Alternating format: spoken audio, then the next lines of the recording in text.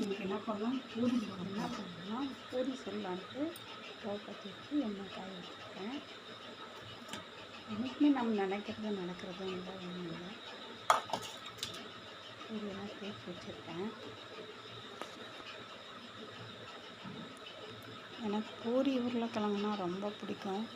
அதுவும் இந்த உருளைக்கிழங்கு ஸ்பெஷல். அது வந்து தக்காளி, பச்சை மிளகா போட்டு செய்யணும். கடல மாவெல்லாம் கரைச்சி ஊற்றக்கூடாது. இந்த ஹோட்டல் ஸ்டைல் சுத்தமாக பிடிக்காது.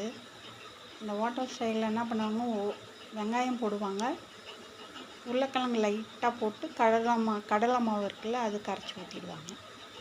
நல்லாவே இருக்காது.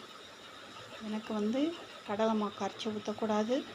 உருளைக்கிழங்கு, இந்த தக்காளி, பச்சை மிளகாய் இது இருந்தால் செம்ம டேஸ்ட்டு. நல்லா செஞ்சுருக்கேன்.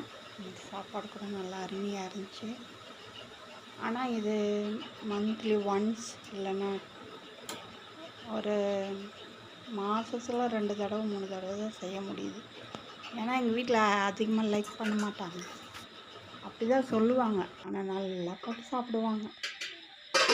நல்லா சொல்லிகிட்டே சாப்பிடுவாங்க. உருளைக்கிழங்கு சப்ஜி நல்லாயிருக்கும் பாருங்கள். நல்லா இருக்கிறதுனால தானே சாப்பிட்றாங்க. நல்லா சொல்லிட்டு சாப்பிடுவாங்க. சரி, பரவாயில்ல. ஆனால் எனக்கு ரொம்ப பிடிக்கும். பாருங்கள், செம்மையாக இருக்குல்ல. உங்களுக்கும் ரொம்ப பிடிக்கும்னு நினைக்கிறேன். பார்க்கவே கலர்ஃபுல்லாக இருக்குல்ல. இப்படி இருந்தால் தாங்க சாப்பிட்றதுக்கு செம்ம டேஸ்ட்டாக இருக்கும். என்னென்னா